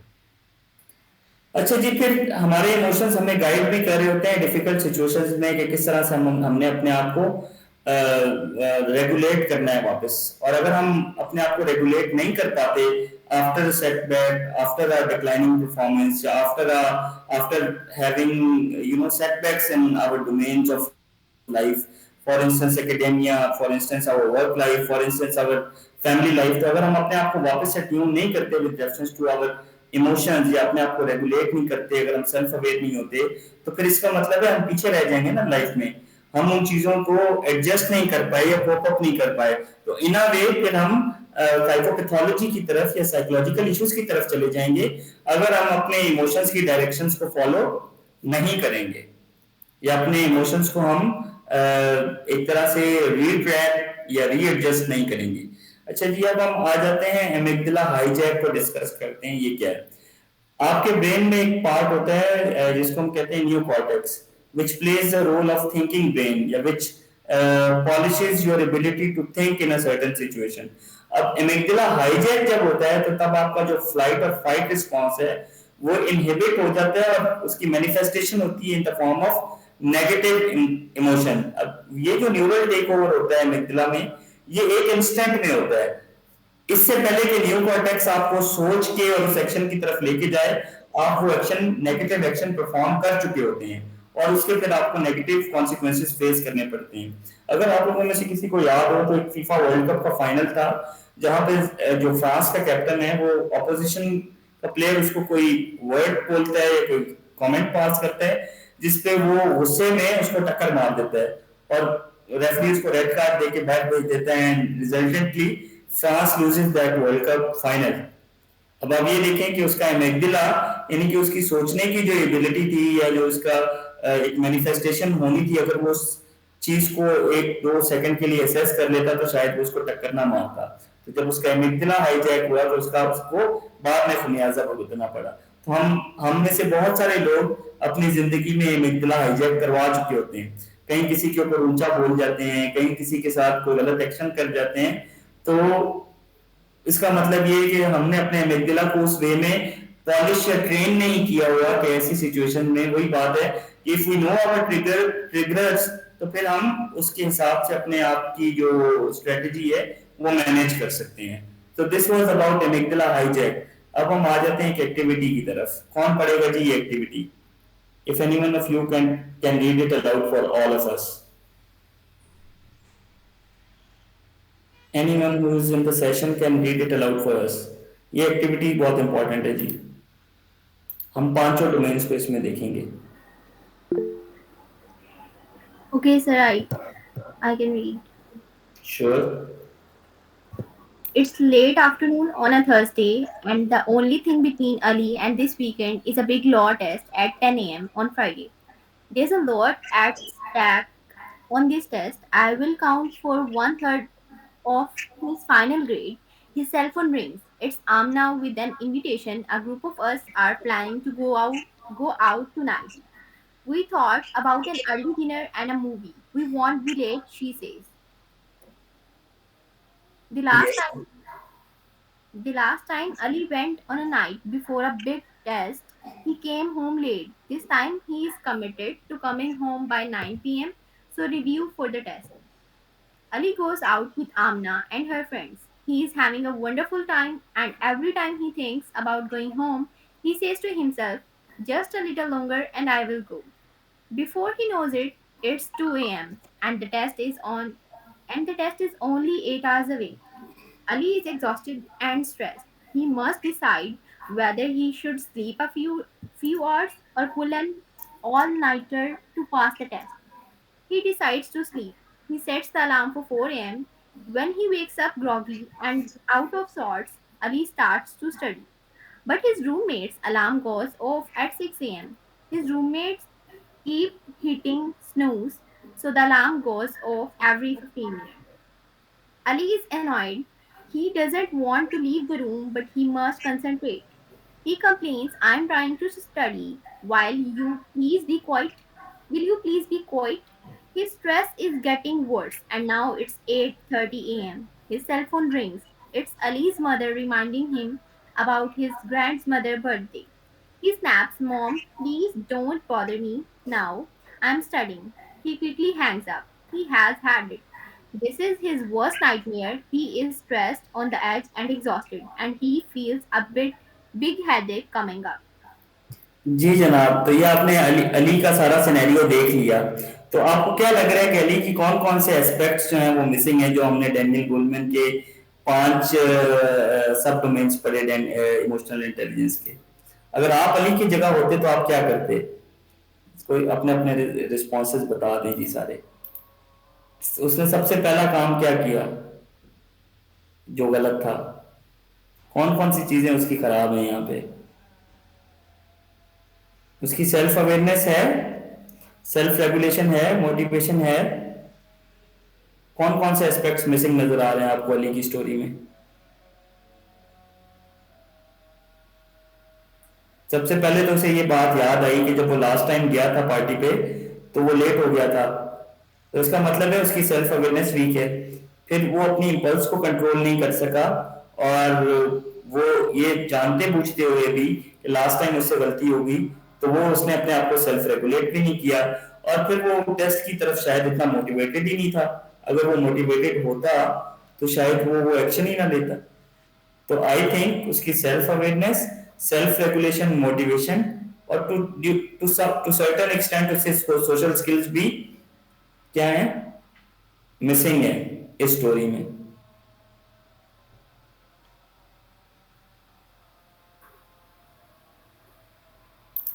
So this was all about today's webinar. So we'll be ending this with 9 healthy habits that can build our emotional intelligence. Number 1 is don't take everything personally. Breathe before you react. Listen more than you speak. Choose your battles wisely. See things from their side. Let go of being right. Focus on what you can control. यानी कि आप controllables को control करें, अनकंट्रोलेबल्स को control ना करें। अगर आपको कोई असाइनमेंट दी गई है, कोई प्रेजेंटेशन दी गई है, तो आप ये ना सोचें कि दूसरे लोग क्या सोचेंगे, बॉस मुझे कैसे इवेलुएट करेगा। आपके हाथ में क्या है प्रेजेंटेशन बनाना, आप वो बनाकर प्रेजेंट कर दें। Take time outs when needed and assume good intentions. So this was all about emotional intelligence's role in the personality development. I hope आप लोगों ने इसमें से you could be able to grasp certain aspects of emotional intelligence and how emotions play a significant role in our lives. जी, I'm open to questions and feedback. Okay sir, first of all तो मैं definitely इसमें ये add करूँगा कि जाहिर सी बात है इमोशनल इंटेलिजेंस एक बहुत ब्रॉड डोमेन है, और जिस तरह आपने इस वेबिनार में इसके डेफिनेटली मेन चीज़ों के हवाले से इसको हाईलाइट किया है, तो that's a very impressive thing. वरना डेफिनेटली वो इसको बिल्कुल इतना प्रिसाइज वे में करना जो है वो बड़ा, आई नो ऑब्वियसली ये बड़ा मुश्किल था। सर फर्स्ट ऑफ ऑल बहुत शुक्रिया। अच्छा फिर दूसरा मेरा एक आपसे क्वेश्चन है, जो एम्पैथी और सिंपैथी की बात हो रही थी उस हवाले से जो मुझे एक क्वेश्चन आया था, वो क्वेश्चन जी ये है कि अगर किसी के अंदर लैक ऑफ एम्पैथी का एलिमेंट हो, उसको लगता है कि उसके अंदर लैक ऑफ एम्पैथी है, तो वो उसको डेवलप किया कैसे किया जाए? कोई भी इमोशन मतलब जो है उसको लग रहा है कि ये मेरे अंदर नहीं है, डेफिनेटली मुझे आइडिया हो गया कि मैं लोगों के साथ सिंपथाइज नहीं कर पा रहा या मैं एम्पैथाइज नहीं एम्पथाइज कर नहीं पा कर रहा। पा रहा, तो या मेरे में सेल्फ अवेयरनेस नहीं है। डेफिनेटली अपने आप को टाइम तो देना ही देना है, लेकिन क्या कोई हाँ सर्टन मतलब प्रैक्टिसेस हैं या कोई सर्टन प्रोटोकॉल्स हैं जिनको फॉलो करके आप जो जिस भी इमोशन की या जिस भी फीलिंग्स की कमी है आप उसको अपने अंदर डेवलप कर सकते हो? बिल्कुल राना साहब, आपने बड़ा अहम सवाल पूछा है शेरोज साहब, कि अगर किसी इंडिविजुअल के अंदर कुछ सर्टेन इमोशंस की जो है वो एस्पेक्ट्स जो है वो मिसिंग है, तो how how can we polish them. उसके लिए सबसे तो इम्पोर्टेंट चीज ये कि वो शख्स इस चीज को एक्नॉलेज भी करता हो, यानी कि अगर उसको यही अवेयरनेस नहीं है कि ये चीज मेरे अंदर नहीं है, तो देन जो भी उसके साथ कोई इंडिविजुअल जो ये चाहता है, फॉर इंस्टेंस आप चाहते हैं कि आपके फलाने दोस्त के अंदर एम्पैथी आए, तो you give them literature about empathy. You can guide them about how to enhance your certain aspects of emotional intelligence. Such the good thing about emotional intelligence is that it can improve, it can, अगर मेरे अंदर social skills lacking है, empathy lacking है, तो मेरी वो चीज improve हो सकती है, बढ़ सकती है।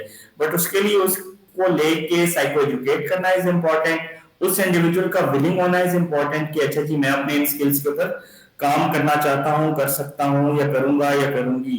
तो फिर उससे रेलेवेंट यू कैन स्ट्रेटेजाइज, जैसे एबीसी मॉडल है, इसी तरह से कॉग्निटिव बिहेवियर थेरेपी है। हम अपने मैल अडेप्टिव थिंकिंग पैटर्न्स को फॉरगो करके हम अडेप्टिव थिंकिंग पैटर्न्स की तरफ आते हैं, हम सोक्रेटिक क्वेश्चनिंग करते हैं, उनसे एविडेंस मांगते हैं about certain aspects of their life, या हम उनको उस डायरेक्शन में लेके आते हैं where they can improve their emotional intelligence, emotional well-being on at the larger perspective, yeah, at the larger domain. Right sir. जी, anyone, जी Malika, you will be getting the slides or not? This is for Sheroz, if they are going to send the slides to you guys or not. Sheroz, are you going to give slides to them? So definitely it's totally up to you. I'm willing. I have no issues at all. Acha, I also have sent 2 questionnaires where you can assess your own emotional intelligence. There is a questionnaire जिसमें आप अपने सब domains के total को जब compute करेंगे, तो you will be getting your self awareness, self regulation, motivation, empathy, and then you can assess your overall self with reference to emotional intelligence. Right, sir. Sir can you explain कि हम अपने emotions पे कैसे मतलब काम कर सकते हैं? हम अपने इमोशंस पे कैसे काम कर सकते हैं? हाँ, ऑब्वियसली हम अपने इमोशंस को, ये जो नीचे मैंने आपको एक मॉडल भी दिया हुआ है जिसमें एबीसी मॉडल आ रहा है, जिसमें A stands for activating something आ रहा है। एक मिनट जरा मैं उसको देख के आपको आई कैन टेल यू कि हम अपने इमोशंस को, वो जो मॉडल आपको मैंने बताया है, हाँ, एक तो आप एक्यूमुलेट करें पॉजिटिव इमोशंस को, फिर मास्टरी बिल्ड करें, और फिर अपने इमोशंस की टेक केयर करें with reference to your body, और फिर आप देखें कि आपने किस तरह से कैसी सिचुएशन में कैसे रिएक्ट करना है। और वो वही बात है कि अब आपको अवेयरनेस आ गई है अबाउट इमोशनल इंटेलिजेंस, तो आपने अपनी इमोशनल इंटेलिजेंस को बिल्ड करना है, तो उन एरियाज पे with the passage of time you can work. वही बात है कि आप अवेयर होंगे तो आप किसी चीज के ऊपर काम करेंगे ना। तो देन एक चीज आपके लिए किसी टाइम पे ट्रिगर थी, आपने उसके ऊपर काम किया, तो अब आपके इमोशंस ट्रिगर नहीं हो रहे, बिकॉज आपने उसके ऊपर वर्क किया ना, एफर्ट किए। तो दिस इज इम्पोर्टेंट कि जब अवेयरनेस आ जाए तो आप उनके ऊपर एफर्ट करके, काम करके अपने इमोशंस को पॉलिश करें, अपनी इमोशनल इंटेलिजेंस को पॉलिश करें। Right. Excuse me sir. Yes सबा।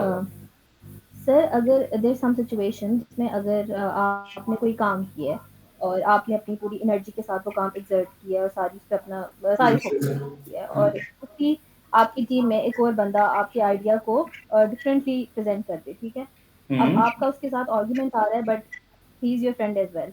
तो ओके। आपने उस टाइम आप अपनी बात एम्पैथी भी कर रहे हो कि हो सकता है उसके पास बेटर हो, या उसने मतलब हम्म, उसने टीम है, टीम के लिए बेटर कर रहा हो होगा, जाता है, ज़्यादा हो बेटर जाता मैं कर सकती हूँ। सर उस टाइम पे फिर आपने अपने अंदर जो एक वो आर्गुमेंटेटिव चीज़ आ रही है, उसको हमें कंट्रोल करना चाहिए या थोड़ा वेट करके उसको एक्सप्रेस करना चाहिए कि देखिए, हमारी भी इसमें एनर्जी इन्वॉल्व है या इस तरह से? सबसे बड़ा अहम सवाल पूछा आपने कि सिमिलर सॉर्ट ऑफ आइडियाज, और अक्सर ऑर्गेनाइजेशंस में या एकेडेमिया में ये चीजें हो जाती हैं, हमें ये अच्छा लगता है उमर कि साहब, आई वुड रिक्वेस्ट कि इनका क्वेश्चन अगर आप रिपीट करते हैं प्लीज़। इनका सवाल ये है शरोज साहब कि ये पूछ रही है कि अगर एक आइडिया था जिस पे मैंने काम किया जी। और सिमिलर सॉर्ट ऑफ आइडिया पे मेरे को फ्रेंड या कोलीग काम कर रहा है, तो इन दैट सिचुएशन मुझे क्या करना चाहिए? मुझे एक्सप्रेशन डिस्कस करनी चाहिए उससे वो चीज, या क्या करना चाहिए?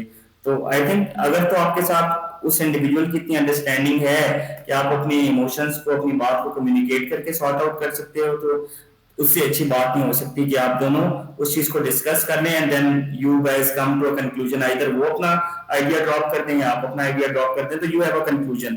बट आपको लगता है कि नहीं, इससे मेरी कॉन्फ्लिक्ट डेवलप हो जाएगी, तो फिर you can maybe add a third party to it who can sort this out for you, या फिर उसको सॉर्ट तो करने की कोशिश करनी चाहिए एटलीस्ट। अगर आप सॉर्ट ही नहीं करेंगे तो वो चीज तो अंदर रह गई ना, फिर तो आपके इमोशंस आपने उनको एक्सप्रेशन नहीं दिया। तो you should address this issue with that specific person and with this very intention कि हम सॉल्यूशन फोकस्ड अप्रोच की तरफ जाएंगे, ना कि हम और कॉन्फ्लिक्ट लेके चलें आगे। तो this is I think we okay, should do. Thank you. जो थैंक यू। सर उमर, मेरा आपसे एक क्वेश्चन है बेसिकली जो मुझे भी आया है। सर द थिंग इज़ कि वैसी सी बात है, जब हम एक पर्सनैलिटी की बात करते हैं तो इसमें बहुत सारे फैक्टर्स हैं जो आपकी पर्सनैलिटी को बनाते हैं। डेफिनेटली जो इमोशंस हैं उनका ओरिजिन आपकी सराउंडिंग से हो रहा है, वो केमिकल्स हों डिफरेंट, वो डोपामाइन, ऑक्सीटोसिन, राइट, आपके सोशल, आपके फैमिली बॉन्डिंग। अब इसमें अगर मैं बात करूं कि जाहिर सी बात है, जब हम बात करते हैं कि ओके अब आप एक you are a well grown man, और आपका बेसिकली जो भी आप अपना प्रोजेक्शन है आपकी, उसमें आपके बचपन का बड़ा रोल आता है, राइट। आपकी पेरेंटिंग जो है, जो पेरेंटिंग जिस तरह जिन सर्कमस्टांसिस में आपकी पेरेंटिंग हुई है, या और आपको रिलेशंस मिले हैं, उनका बड़ा रोल है। But the thing role. है कि जो मेरा क्वेश्चन है यहाँ पे, जो ऐसे बच्चे हैं, राइट, हाँ, कि जिनके माँ बाप में से बचपन में ही किसी का जो है वो डेथ हो जाए, या उनके किसी करीबी रिलेशन की डेथ हो जाए। If you ask that's me, okay. ठीक है, मेरे अपने पेरेंट्स से ज़्यादा अपनी दादी अम्मा का मेरा उनके साथ था इमोशनल रिलेशन, बॉन्ड होता है आपका, बिल्कुल इमोशनल होता बॉन्ड होता है। है। तो वो जो चीज़ है जो आपकी पर्सनैलिटी के अंदर वो जो गैप आ जाता है, उसको आप समहाउ कैसे ओवरकम करते हो? इज़ इट पॉसिबल कि वो जो आपको, जो आपकी अटैचमेंट थी, या वो जो आपका रिलेशन हम्म, बिल्ड था, या एक डेफिनेटली सर्टन टाइम होता है, जाहिर सी बात है, जो मैं जब मैं 8 साल का था, जो तब मेरी जो एक बॉन्डिंग की नीड थी मेरे पेरेंट्स से, वो अब नहीं वो है आज भी डेफिनेटली, राइट। तो ये वो आज चीज़ें नहीं जो होता। है किस तरह कॉप अप हो सकती हैं? आई थिंक ये इस कॉन्टेक्स्ट में बहुत इंपॉर्टेंट है कि बचपन में हमें क्या नर्चरिंग मिली। मेरा ख्याल से अगर मैं आपका सवाल सही समझाऊं, तो आप ये कह रहे हैं कि वही जो बचपन वाली चीज है, उसको हम when we are grown into adult, उसको हम कैसे इनहेंस कर सकते हैं, यही आपका क्वेश्चन है? जी जी बिल्कुल। देखें, उसके लिए बहुत इम्पोर्टेंट चीज ये है कि आपने वो जो आपको बचपन में आपको वैल्यूज मिली, आपको वो एक प्यार मिला, वो सारी चीजें अगर तो आप over the period of time repeat करें, आपको पेरेंट से वो चीज मिल रही है, या फिर आइडेंटिफिकेशन प्रोसेस में आपके फैमिली मेंबर्स में कोई ऐसा फादरली फिगर है, अगर तो वो चीज हो रही है, फिर तो आपकी वो जो हेल्दी पर्सनैलिटी है वो ग्रूम होगी। लेकिन द मोमेंट वो आपका इंटरेक्शन माइनस हो जाता है आपकी लाइफ में से, तो वो एक खला रह जाता है। उसको फिर फिल करने के लिए you have to make effort by your own self. ये वही बात है कि अगर रियलाइजेशन है तो फिर तो आप उसके ऊपर काम करेंगे, लेकिन अगर रियलाइजेशन भी नहीं हो रही, तो फिर वो कहाँ पे नर्चर होगा वो इमोशन? फिर तो वो सप्रेस हो जाएगा, दब जाएगा, और फिर इंस्टेड वो एक नेगेटिव पर्सनैलिटी को प्रमोट करेगा, अगर तो ऐसा नहीं हो रहा था। ओके। जी जनाब, और किसी का कोई क्वेश्चन है, और shall we conclude this session? वालेकुम सलाम। हेलो जी जी, सर, मैं शाह एज Waseem. A health centre, as a psychologist काम कर रहा हूँ हेल्थ सेंटर में। अच्छा, मैं साइकिल जबरदस्त। डिलीवर की सेशन भी लेता हूँ। तो जब लेक्चर डिलीवर करता हूँ अच्छी तरह तैयारी भी करके जाता हूँ, लेकिन सम टाइम मुझे ऐसे होता है कि जो मेरे पेशेंट बैठे हुए हैं ना उनको मेरी बात समझ नहीं आ रही। उनको आपकी तो बात मैं समझ।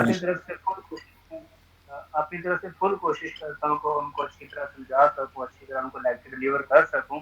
हाँ। तो जो ये मुझे लगता है कि कुछ लोगों को मेरी बात समझ नहीं आ रही, तो इसके लिए मैं क्या कर सकता हूँ? अच्छा, उसके लिए आप क्या कर सकते हैं, ये तो आपको खुद भी पता होगा कि हम एक टेक्निक यूज करते हैं जिसको हम कहते हैं सिस्टमैटिक डिसेंसिटाइजेशन। आई थिंक आपने सुनी होगी। जी सर। अच्छा, इस सबसे पहला स्टेप जो आप कर सकते हैं वो ये कि आप किसी अपने, जो आपका बेस्ट फ्रेंड है और करीबी दोस्त है ना, आप उसको एक लेक्चर डिलीवर करें और उससे फीडबैक लें कि यार अच्छा जो मैंने तुम्हें बात समझाई है इसमें से तुम्हें कितने परसेंट बात समझ में आई है। देखिए, अगर तो वो आपको कह देता है कि मुझे 70 to 80% समझ में आई है, तो फिर you can enhance your circle. फिर आप अपने एक दोस्त की बजाय आगे अपने 4 दोस्त रखते हैं। फिर आप 4 दोस्तों के बाद आप अपने करीबी सर्कल के 8 से 10 लोग समझते हैं। तो वो जो आपका फीडबैक मैकेनिज्म आपको गाइड करता रहेगा कि अच्छा यार तुमने एक बंदे को भी समझा दी, 4 को भी समझा दी, 10 को भी समझा दी, तो आई थिंक अब अपने अगर पेशेंट्स को मैं समझाऊंगा तो उनको भी मेरी बात समझ में आ जाएगी। तो systematically you can increase your difficulty level and आप अपने इस एरिया पे वर्क कर सकते हैं, इंशाल्लाह बेहतर हो जाएंगे। जी सर, थैंक यू। ये सिस्टमेटिक डिसेंसिटाइजेशन को जरूर देखिएगा एक दफा, इंशाल्लाह आप निकल आएंगे इस प्रॉब्लम से। जी जनाब।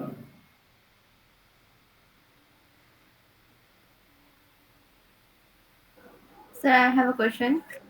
Yes please. सर समटाइम्स ऐसे होता है कि हम ना अगर किसी के साथ एम्पैथी कर रहे हो तो उनकी प्रॉब्लम्स कभी-कभी हम इतना मतलब ओवरथिंक करना स्टार्ट कर देते हैं उसके ऊपर, और बहुत ज़्यादा यानी उनकी प्रॉब्लम्स को बिल्कुल ही अपने ऊपर सवार कर लेते हैं। तो हम ऐसे टाइम पे अपने कैसे बैलेंस कर सकते हैं? यानी एम्पैथी को भी अपने आप को बर्डनाइज़ भी ना करें उसके बाद। अच्छा हाँ, ये बड़ा अहम मसला है कि कुछ लोग एम्पैथाइज इस हद तक कर लेते हैं कि फिर उसके नतीजे में अपने आप को नुकसान पहुंचाने के लिए भी रेडी हो जाते हैं, उसकी कॉस्ट भी अदा करनी पड़ जाती है, ऐसे ही है। Yes sir. हाँ, तो ये तो देखे ना, आपको वही बात है कि आपको पता होना चाहिए कि आपने अगर एम्पैथाइज करना है तो जहाँ पे सोल्यूशन फोकस्ड अप्रोच लग रही है वहां पे तो ठीक है, आप एम्पैथाइज करें। एम्पैथाइज करने का ये मतलब तो नहीं है कि उसमें साथ आप अपने आप को भी ट्रबल में डाल दें। एम्पैथाइज करना is just you feel the way they are feeling. It's not कि आप उनके साथ एक्शन भी साथ शुरू कर दें। जरूरी नहीं है, कहीं पे एक्शन आ जाता है कहीं पे एक्शन नहीं आता।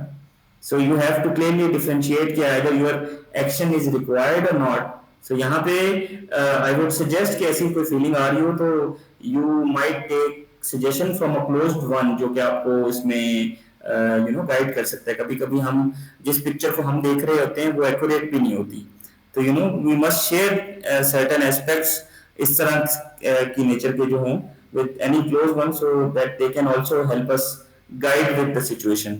तो ये important है। जी sir, thank you so much. जी welcome. I really enjoyed the session with the audience। कुछ जगहों पे मुझे लगा कि जी ऑडियंस सो रही है, लेकिन नहीं, ऑडियंस जाग गई थी by that time। So it was a healthy interaction, I must say।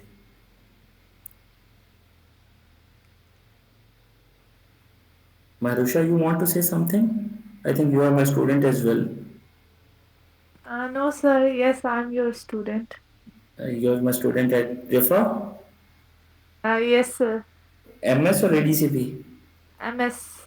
MS. All right, all right. So I hope you've gained something from the session as well। Yes, sir. I learned a lot of things. Thank you very much। जी शरूर साहब। जी sir, क्योंकि 7:30 भी हो चुकी है तो over to you Farina. I would request कि आप इसको फॉर्मली फिर रैप अप कर दो।